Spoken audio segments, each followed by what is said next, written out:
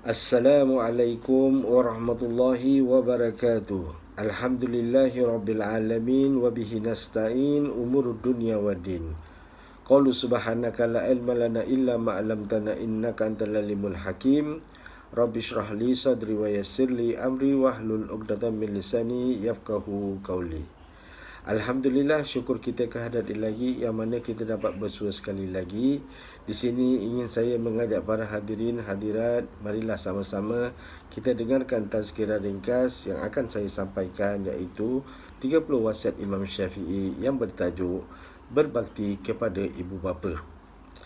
Apa yang diwasiatkan oleh Imam Syafi'i iaitu berbuat baik dan tunjukkan baktimu kepada ibu bapamu tanpa mengenal letih dan lelah, sama seperti mereka berbuat begitu sepanjang hayat mereka. Ini akan menambahkan keberkatan pada umurmu, menambah rezeki dan keampunan atas dosa-dosamu. Para hadirin yang dikasihi Allah, wajib berbakti. Setiap anak wajib berbakti kepada ibu bapa. Allah Subhanahu Wa Taala menjelaskan dalam surah An-Nisa ayat 36 yang bermaksud, dan sembahlah Allah dan jangan kamu sekutukan dia dengan sesuatu apa juga, dan berbuat baiklah kepada kedua ibu bapa.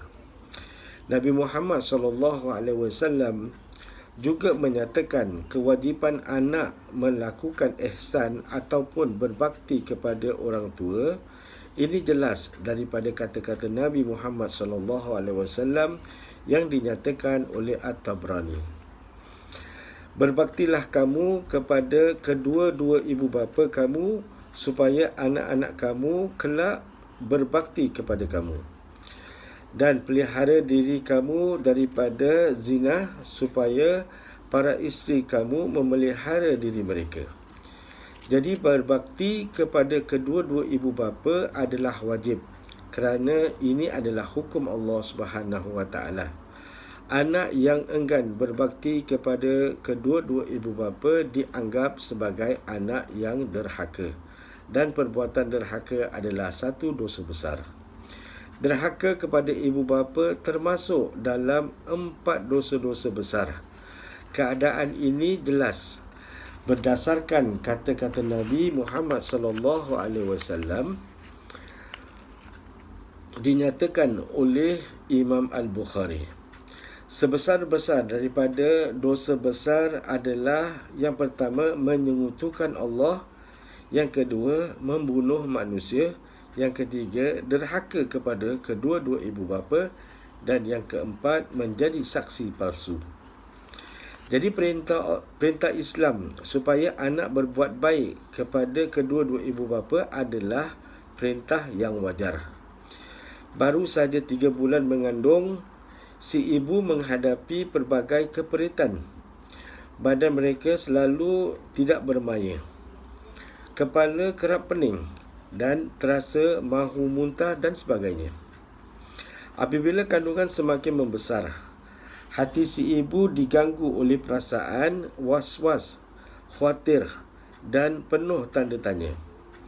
Apa akan terjadi kepada anak yang akan dilahirkan? Apakah jantinanya? Adakah sempurna anggotanya? Adakah sihat? Dan pelbagai soalan lagi. Apabila tiba saat melahirkan, perasaan ibu bertambah gelisah, bimbang dengan keselamatan diri, dan anak sentiasa menghantui fikiran. Apabila tiba saat melahirkan dan selepas terdengar suara tangisan bayi, kesakitan yang selama ini ditanggung bagaikan terubat.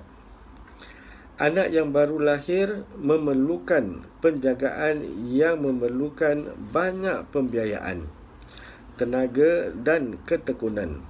Si ibu rela berjaga malam apabila si anak sakit dan sanggup membiarkan perutnya berkeruncung bagi memastikan anak-anak tidak kelaparan. Sejak kecil, kedua-dua ibu bapa bersusah payah menjaga anak. Mereka bertanggungjawab atas keselamatan si anak, sama ada daripada segi zahir ataupun batin. Apabila anak semakin membesar, urusan dan keperluan yang perlu dipenuhi oleh ibu bapa pula semakin bertambah. Ibu menjadi manusia pertama yang mendidik dan menjadi guru kepada si anak sebelum si anak bersekolah. Para hadirin hadirat, semua ini memerlukan perbelanjaan yang bukan sedikit. Oleh itu, jasa mereka perlu dihormati. Memang tidak dapat dipertikaikan lagi mengapa Islam menganjurkan kita supaya berbakti kepada kedua-dua ibu bapa. Derhaka kepada ibu bapa dan akibatnya, anak yang enggan berbakti kepada ibu bapa dianggap sebagai anak derhaka. Anak itu akan menerima balasan seksa Allah Subhanahu Wa Taala sejak di dunia lagi. Keadaan ini jelas jikalau kita meneliti kata-kata Nabi Muhammad SAW yang dinyatakan oleh At-Tabrani.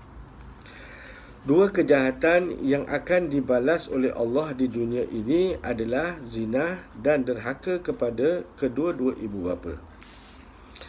Jadi terdapat banyak contoh yang menunjukkan pengajaran betapa azabnya derita yang ditanggung oleh anak derhaka di dunia ini. Para hadirin yang dikasihi oleh Allah, siksa itu datang dalam bentuk penderitaan sakit, sama ada sakit jasmani ataupun rohani. Sukar mencari nafkah, gagal mencari pekerjaan dan gagal dalam usaha. Hidup serba kacau, tidak pernah mengalami ketenteraman dan sebagainya. Dari itu, bagi sesiapa yang ada ibu bapa, berbaktilah kepada kedua ibu bapa agar hidup kita diberkati oleh Allah Subhanahu Wa Taala.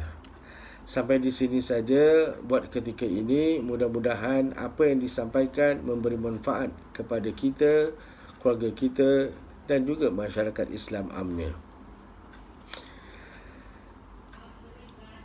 Dengan ini saya akhiri, wabillahi taufik wa hidayah. Wassalamualaikum warahmatullahi wabarakatuh.